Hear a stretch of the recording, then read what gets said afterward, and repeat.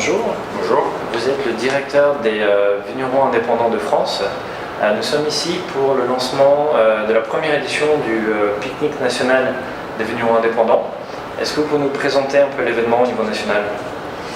Au niveau national, c'est assez simple. Ce sont dans tous les départements de France où il y a de la vigne, où il y a du vin, où il y a des vignerons indépendants. Certains d'entre eux, vignerons indépendants, qui appartiennent au syndicat des vignerons indépendants de France, ont décidé d'un commun accord collectif de participer pendant 2 jours à un événement commun, le pique-nique chez les vignerons indépendants. Et donc ils invitent chez eux des clients, des touristes, des amis, des inconnus, des gens de passage, des Français, des étrangers, des enfants, des personnes célibataires seules, des gens divorcés, des familles nombreuses à venir pique-niquer chez eux, à découvrir leurs produits, le vin qu'ils produisent, mais surtout, j'allais dire, le métier qu'ils font. D'accord. Combien de vignerons participent à cet événement? Cette année, pour la première édition nationale, parce que c'est un événement qui existe en Alsace depuis déjà longtemps, il y a 550 domaines, donc vignerons indépendants ou vigneronnes indépendantes, qui participent à ce pique-nique national.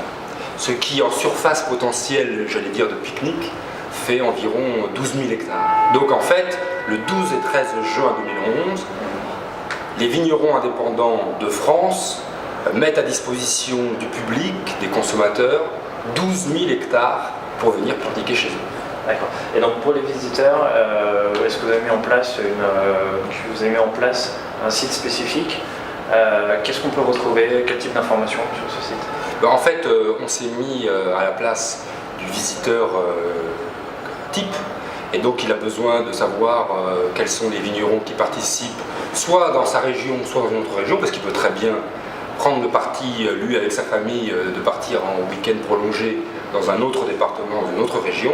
Et donc on a monté un site événement sur vigneronindépendant.com, une carte nationale où le visiteur, le consommateur peut avoir la liste et l'emplacement et le nom du domaine et le numéro de téléphone et l'adresse mail de tous les vignerons participants, et ainsi faire son choix et décider d'aller pique-niquer le dimanche ou le lundi ou les deux chez un des 550 vigneronnes indépendantes. Quels sont les objectifs pour les vignerons de cette édition?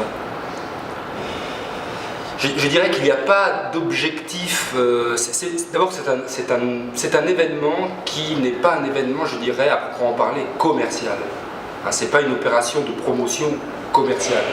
Donc, j'allais dire, il y a une part purement désintéressée là-dedans. C'est celle de faire connaître un métier auquel, naturellement, les vignerons sont très attachés. C'est le leur. C'est le leur, et c'est le leur depuis des générations, souvent des générations, parce que vigneron indépendant, c'est une personne, mais c'est en fait une famille. C'est même une histoire familiale, en fait. Et donc, vous avez des strates de génération qui exercent le même métier. Donc, c'est un moment, je dirais presque de convivialité, presque un moment non lucratif. On ne cherche pas à vendre, on cherche à faire découvrir son métier, parce qu'on sait aussi que la meilleure connaissance du métier par les consommateurs, c'est aussi un atout à l'avenir pour les vignerons indépendants, pour exister dans la société. Car finalement, là c'est un peu plus politique que je le dis, mais politique au sens noble du terme, les principaux alliés des vignerons indépendants, ce ne sont pas les hommes ou les femmes politiques, ce ne sont pas les grosses structures, nationales, multinationales, qui n'aiment pas tellement les petites structures, ce sont les consommateurs. Parce que ma conviction, c'est que les consommateurs, qui n'est pas la mienne d'ailleurs, c'est que les consommateurs et les vignerons et les vigneronnes ont en commun 80% les mêmes valeurs. Les mêmes valeurs. Ils n'ont pas les mêmes fonctions dans la société, mais ils partagent les mêmes valeurs. L'attachement des territoires, l'artisanat, les choses à taille humaine, la qualité, l'histoire, ce sont des valeurs. Les circuits courts, le fait que le producteur garde une partie substantielle de la valeur de ce qui est créé. On sait qu'aujourd'hui c'est une vraie problématique avec tous les intermédiaires, la grande distribution, etc. Et donc quand on achète directement, on est sûr qu'il y a une partie importante de la valeur qui revient au producteur. Les consommateurs, ils le savent ça, ils le veulent. Donc les circuits courts, etc. Donc il y a des valeurs communes. Et donc ce pique-nique, c'est à la fois le moyen de passer un moment de convivialité, et un moyen aussi de mutualiser ces valeurs communes. Consommateurs, producteur vigneron indépendant. Et donc, pour terminer, pour rappel, qu'est-ce qui distingue un vigneron indépendant d'un vigneron lambda? Il y a en fait, le vigneron indépendant est celui qui fait tout, je simplifie, qui fait tout de A à Z. Je veux dire, formellement, il respecte une charte, la charte des vignerons indépendants. Et donc, il y a une succession, je veux dire, d'obligations qui s'imposent à lui, de respecter son terroir.